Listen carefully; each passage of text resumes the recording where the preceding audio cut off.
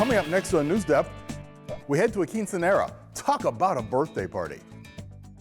Plus, Margaret gets the ABCs of catching Z's. Shops are sweetening the deal for their holiday hires. And we follow fake furs from China right here to the U.S. NewsDepth is now.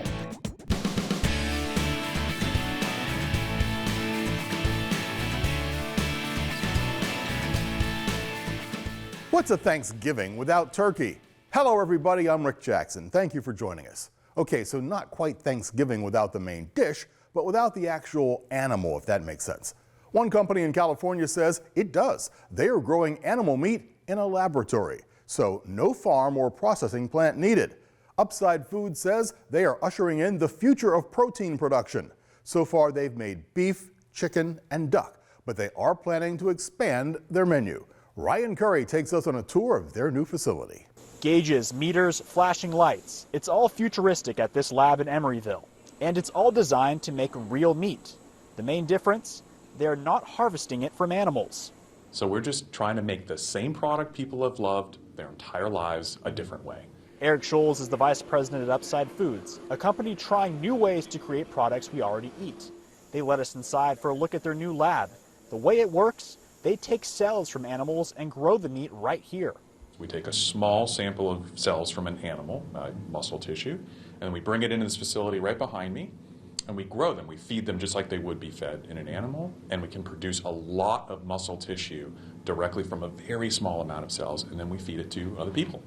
According to them, the food looks just like what we would already find in the grocery store. This is footage they provided us from a recent cooking segment. This way of food production is something scientists say they've been researching for several years. Dr. Ricardo San Martin at UC Berkeley specializes in this type of production, but he says he doesn't think what Upside Foods is doing will work long term. Can you grow them at scale in such numbers that it will make it competitive with beef or any other, it could be fish or poultry? And our answer to that, based just on well-known principles of biotechnology of fermentation processes, it doesn't look very good. However, Upside Foods says they are confident they can produce meat at high numbers. So that instead of growing for 18 months to make a cow, in 14 to 21 days, we've got the same beef on a grocery store shelf. Thank you, Ryan. A chicken actually didn't look so bad. Well, for this week's poll, we want to know if you would try lab-grown meat. Head online to vote either yes or no. Simple choices. Whether your favorite Thanksgiving dish is the turkey or the stuffing or the mashed potatoes, it's likely you'll be hitting the road to get to it. The American Automobile Association, AAA, says they expect more than 53 million people will travel for this holiday. That's a 13% increase from last year and just 5% less than the 2019 level. People are feeling better about traveling, and no matter what the gas prices are, and they are quite a bit higher than last year, people are still going to take that trip. More than 4 million people are expected to fly, and that's a whopping 80% increase from last year. But most holiday travelers will likely be on the roads. AAA predicts 48 million people will be driving this Thanksgiving. Fully vaccinated folks from Mexico and Canada are hitting the road to the U.S. too. We told you a few weeks back that the borders would be opening soon, and the time has come. Check out these long lines of cars waiting to cross from Canada last week, and these long lines from Mexico. Now, families with members from multiple countries will be able to reunite just in time for autumn and winter festivities. And the closer those holidays get, the more shops hire for seasonal retail work. While stores have high hopes for holiday sales, a tight labor market is making it difficult to find employees. The labor market is the supply and demand of workers. Employers have the demand for workers, and the workers, in turn, are the supply. We've told you previously about some of the labor shortages. Remember the lack of school bus drivers? Karen Kafa looks at how companies are trying to sweeten the deal for employees to come to work for them and what the crunch might mean for consumers. Retailers' forecast for November and December, merry and bright. We're expecting retail sales in those months to grow somewhere between 8.5 and 10.5% over last year. But to keep up with shopper demand, they'll need help. There is, it's a palpable sense of urgency this year among employers who are looking for seasonal workers. And crunch time for holiday hiring is colliding with a very tight labor market. The Labor Department said there were more than 10 million job openings across the U.S. heading into September, when most retailers were finalizing holiday plans. At the same time, more than 4 million Americans left jobs, including 721,000 retail workers. Ann Elizabeth Kunkel, an economist for Indeed Hiring Lab, says those roles are tougher to fill. We are still in a pandemic. There are still concerns about COVID. A lot of holiday jobs are, for in-person work, and childcare challenges continue to abound. The pandemic accelerated online shopping habits, and Andy Challenger, Senior Vice President of outplacement firm Challenger Gray & Christmas, says that's changing how retailers have to hire, too. Retailers are trying to fill positions both in their retail stores and at every point in the supply chain along the way, from transportation, shipping from the docks into the warehouses. So the hiring push is on. They're really trying to sweeten the deal to get workers this year. Target promising $2 more per hour during peak shifts. Macy's offering $500 referral bonuses. Walmart holding hiring events focused on supply chain roles, with some paying upwards of $20 per hour. And Amazon offering sign-on bonuses of up to $3,000. Still, Challenger forecasts most will fall short of hiring goals. The labor market is too tight. There are not enough people ready and willing to work right now to fill all the positions that are currently open. Another reason consumers might add patience to their holiday checklists. Thanks, Karen. All those items on the holiday shopping list take long journeys before they even make it to the store where you can buy them. The order of events a product goes through to get from raw materials to you is called the supply chain. Supply chains are made up of product designers, factory workers, shipping experts, truck drivers, and so much more. But if one link gets held up, it means the rest are jammed up too. That's what's been going on with artificial Christmas trees. Reporter David Culver follows the supply chain from a factory in southern China to a wholesaler in New Jersey. David? Here in southern China, workers in this factory twist, pull, cut, and crimp together shredded plastic strips, creating branches for artificial Christmas trees destined for the U.S. And these are the finished product. They do about 500 trees a day in this factory alone. Then they're packaged up and shipped out. But in this case, they have nowhere to go. The reason? Because many ships went to the United States this year, got stuck at the ports, and did not return, so we are waiting for the ships to return. Our factory's goods are therefore staying here and cannot be shipped out. James Lee says his factory has a backlog of about 150 containers worth about $3 million US, just waiting to be shipped out. It's led the company to rent storage space right here in China. This warehouse has 2 floors just like this, packed with trees. The inventory that normally this time of year would already be in the U.S., well ahead of Christmas. Lee warns if the shipping backlog continues, many consumers may not be able to buy Christmas trees at Christmas this year. CNN followed the jammed supply chain from Lee's factory in China to where most of the goods usually end up, the National Tree Company in New Jersey, a large wholesaler of holiday decor that sells to retailers like Target and Amazon. The company's CEO, Chris Butler, blames the ongoing global supply chain crisis for the shipping backlog. So COVID created some of the shortages. Post-COVID has created this enormous post-COVID demand. It's in turn jamming up ports like these in Southern California, with a recent flyover showing some 60 container ships sitting anchored off the LA coast. Every day is a fight to get containers. So we're fighting against toy manufacturers, electronic manufacturers, other manufacturers to get the containers, and we're having to pay a lot more for those containers. The company says it's paying 10 times more this year to bring their products across the ocean compared to last year. Because of that, we're having to pass on some of those price increases to the consumer. The result? A 20 to 25% increase in the price of artificial trees this year, if you are lucky enough to still find one by Thanksgiving. Thanks, David. Well, all this talk of holidays has me wanting to get to your letters. Last week, we asked you to write to us about a cultural celebration you participate in. But first, let's look at the poll results. We asked if your hometown has a Veterans Memorial. 72% of you said yes. Wow, I hope you're able to visit as part of your Veterans Day celebration. So let's get to some more festivities and open up our inbox.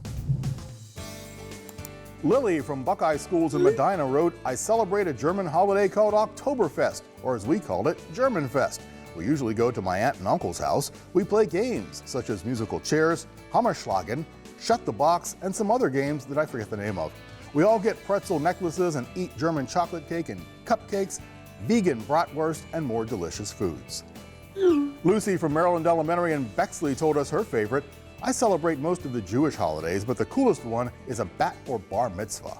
Boys celebrate bar mitzvahs at 13 years old, and girls celebrate bat mitzvahs at the age of 12. That is the cultural celebration that I participate in. Here's a letter from Emma at St. Peter's School in North Ridgeville.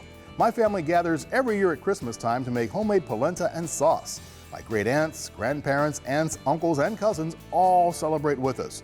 The story is told about how my great-grandparents came over from Italy with little to nothing. Polenta was a cheap meal they made in Italy and here that fed many people. We celebrate to remember where we came from and those who sacrificed for us. Ruby from Olmsted Falls Intermediate in Olmsted Falls wrote, every year during winter, me and my family celebrate Lunar New Year because my family is from China. We do some fun activities like crafts. And finally, Lauren from Fort Meigs Elementary in Perrysburg wrote, my family and I come from a different country, the Netherlands, so we have some other celebrations. For example, Sinterklaas, which is celebrated on December 5th. It's kind of like Christmas with a bit of twist. First of all, a long time ago, a man called Sinterklaas gave out presents to all the children on his birthday, and to be honest, I think he is Santa Claus's cousin. And that's the cultural celebration my family celebrates. Wow, those all sound like lots of fun. It's exciting to see people be able to come together after the pandemic put a pause on many of our celebrations. Another favorite making a return, quinceaneras. A quinceanera is a birthday party for Latinx females who are turning 15 years old. The special and sometimes over-the-top celebration symbolizes the transition from girl to woman. But this year, 16-year-olds who missed out on the coming-of-age ceremonies a year ago are getting a second chance. Isabel Rosales reports on belated birthdays and the reason they're also a happy occasion for small businesses. After a year of waiting, family, culture, and faith finally meet inside a Los Angeles dance hall. This is no regular birthday for Alyssa Castillo. And then even this morning, I was still like bewildered at the thought, like, oh wow, I'm getting ready today, I'm gonna have a party. This is her quinceañera, or 15th. Well, this day means a lot to me because it's basically introducing me to womanhood. A cultural coming of age for Latinas, quinceañeras mark an important transition from girl to young woman. I feel like it's something sacred. Only Alyssa isn't 15. It really just made us sad, but we understood that everyone's health was more important than, a celebration. As some families changed forever at the eruption of the pandemic, their family had no choice but to postpone the rite of passage. The pandemic placed many small businesses in the red. DJs, venues, bakeries. Heartbreaking, devastating. And event planners like Kim Gomez, CEO of Mi Padrino. Her company found, through surveys with quinceañera planners across the country, a 50% decrease in families hosting quinceañeras of over 250 guests, like Alyssa's family. I did lower the number to 150. The notoriously expensive celebrations are going cheaper, too. About $15,000. All worth it. All worth it. She's my one and only baby. Latinos have been disproportionately impacted through this pandemic. Alyssa's family got sick. But overall, we overcame it. Everyone was great, even my 97-year-old grandmother. And now, promising signs. Mi Padrino seeing a 40% increase in planned quinceañeras for this year and next. Latinos are extremely proud of where they've come from and that the pandemic will not hurt them continuing on with traditions.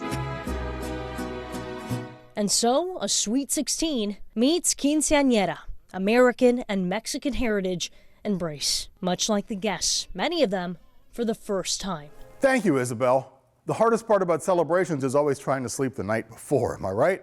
Well, getting a good night's rest is important for every day, not just the day you've got the energy for a party. Our Margaret Cavalier has details about why catching your Z's should be a priority. She spoke with a sleep expert for this week's Spot on Science. Take a look. I am not a morning person. I will hit that snooze button over and over again until I absolutely have to get out of bed.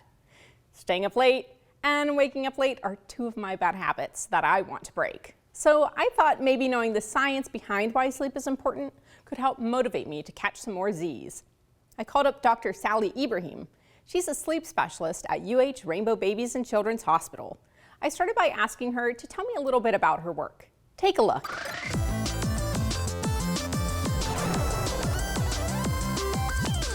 I'm a sleep doctor. I'm a medical doctor, so I see patients in clinic, and I also read sleep studies. When people go to spend the night in the lab, we get some data and we understand what their sleep disturbances are. And so I see patients with sleep disorders of all kinds, from insomnia, meaning you can't sleep, to hypersomnia, too much sleep, and everything in between that relates to sleep. And so why is sleep so important? Sleep is important for all the body functions, namely in students learning.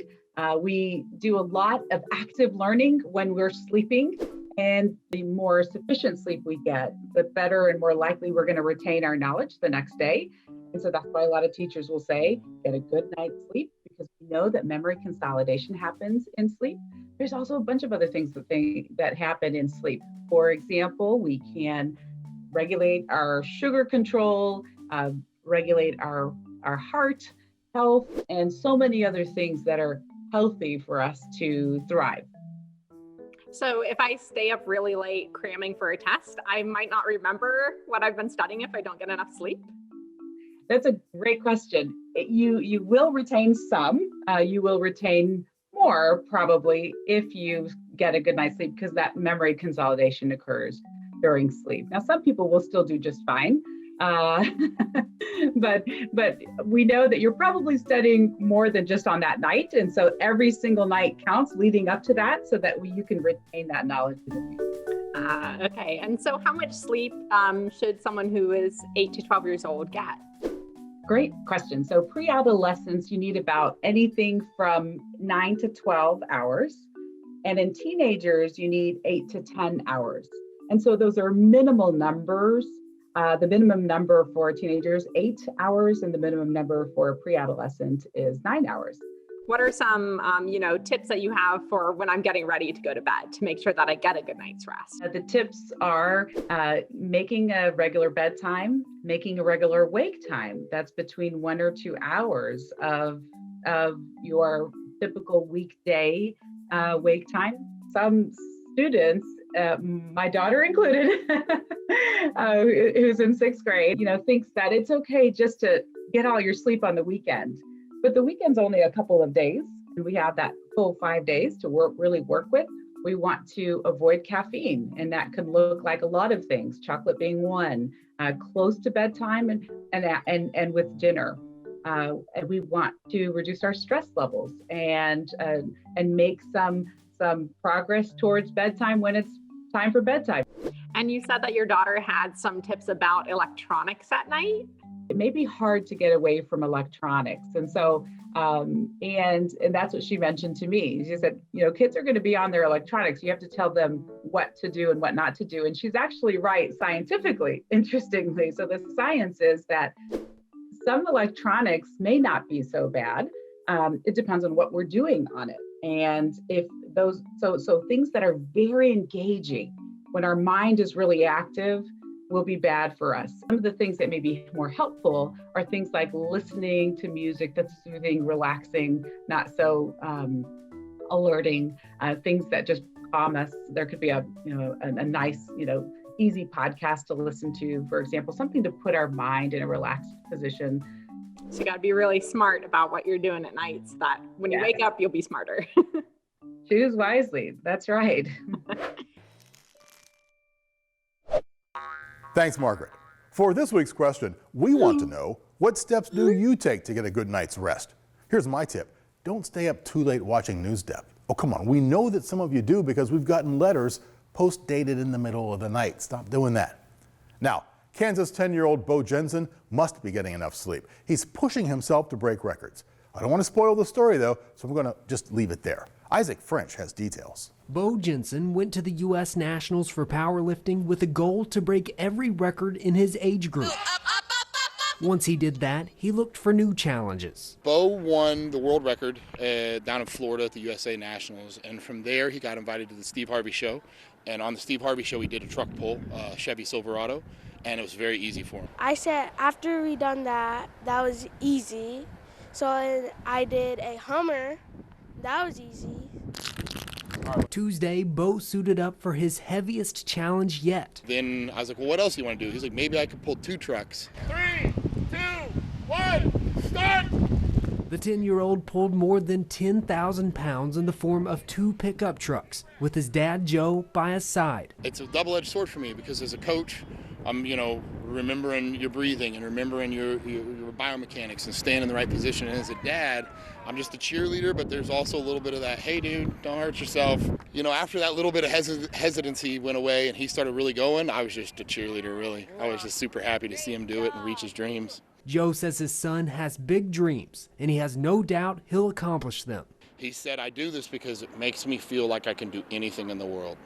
And that's at the end of the day, that's the lesson you want to teach your kids. We tell our kids all the time, you can do anything, but we don't really show them how to do anything. And this, I think, is showing them you can really do anything. Who's the strongest kid in the world? Me. Thanks, Isaac. Well, we don't need to go to any other states to find amazing kids. Need proof? Meet our A+ winner. One thing that really makes every teacher's day is seeing their students improve in the classroom, in the hallways, and outside school. Don't believe me? Ask your teacher. Now wait. Okay, Caden Whitney from Palmer Park Elementary School is the kind of student who made his teacher's day with his improvement. And for that, he gets this week's NewsDepth A+. Last year, Caden made such an amazing turnaround in our classrooms. By the end of the school year, he had such an amazing attitude and had made such a tremendous amount of growth academically, socially, and emotionally. That's what Caden's 3rd grade teacher, Ms. Hall, shared.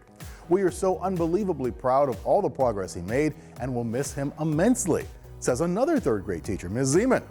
Caden's grandmother told us that he is bright and creative and has really shown a lot of maturity over the past year. Caden, now a 4th grader, tells us that his favorite subjects in school are science and writing. Hope he likes the Spot on Science segment that we put in this week's episode just for him. He also told us that he enjoys martial arts and helping his friends. As a matter of fact, his teachers told us about a time earlier this year when one of his classmates was having a terrible day, and he did his best to help calm his friend, give him advice, and support him through the rest of the day. He told us that he noticed that his classmate kept having bad days, and he just wanted to help calm him down and help him out. Now, we asked Caden for some advice, and he told us that if we always stay smart and work hard, we can all achieve great things. That's some great advice, Caden. For your work in and out of the classroom, you're this week's NewsDepth A+ winner. You know what I think? We've got time for one more story. And I'm really enjoying all these stories about inspiring students. Before his school day even starts, let's talk about 10-year-old Michael Richardson. He's teaching his own lessons of kindness. His way of telling strangers good morning is turning a lot of heads, but in a great way. Sam Reed has this story from Massachusetts. For the past several days, 10-year-old Michael Richardson of Swansea makes the most of his mornings before the bus comes. I think this one would be good. While everyone else is waking up or driving to work along Wilbur Avenue, I've been going out at right after I ate breakfast. Michael happily holds his homemade signs to send people passing by a positive message. To make people's day good, because it's in the morning, and then if you feel good at the morning, you'll probably feel good for the rest of the day. At first, his now regular routine was something his family didn't recognize. Michael waits for the bus in the morning, and I'm already at school at that point, and so is my husband, so either my parents are here or our neighbor. But the people passing by loved every minute of it and wanted the Richardsons to know they really appreciated it. I would get text messages from his former principal, and they would say, like, what, your son is not shy about living on the main road, and this is what he was doing, and people just kept saying it. First, it started out with him doing a few dance moves, and he noticed the joy it brought others. Then, using his mom's art supplies, he made these signs of sincerity to wish others well. I feel happy because I see a ton of people just smile. That was the case for a stranger passing by, who posted on social media about how his sign was exactly what she needed that day. Oh my gosh, I'm like, Michael, I think this is about you. And he's like, that was me. Look, here's my sign. Michael was over the moon that even though traffic comes and goes, his effort stuck around for at least one person. I like to make people happy. A reminder that if you slow down and take it all in, you might be surprised at the signs you may see. Thank you, Sam. Well, time to see if Newscat's found a good story as well. Let's see what she's caught up for this week's petting zoo.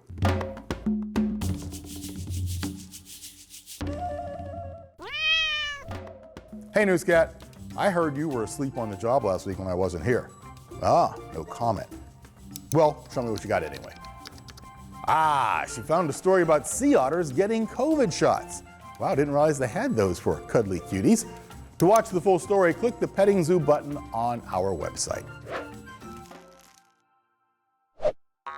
And of course, thank you, Newscat. Now, before I sign off, an announcement. We're headed on Thanksgiving break, as are you. The next episode of NewsDepth won't post online until December the 9th. But over the break, we're going to be mailing out this season's Newscat posters. So teachers, if you've not already, sign up for our newsletter. It's on the NewsDepth homepage. While we're away, you'll have plenty of time to write to us, and of course, there are plenty of ways to stay in touch. Send a letter. We're at 1375 Euclid Avenue, Cleveland, Ohio. Our zip code 44115. You can email us, newsdepth@ideastream.org, or you can tweet us. Our handle is @NewsDepthOhio. Plus, you can catch all of our special segments on YouTube. Hit subscribe if you're old enough so you don't miss out on any of our new videos. Thank you for joining us. I'm Rick Jackson. We will see you right back here in December.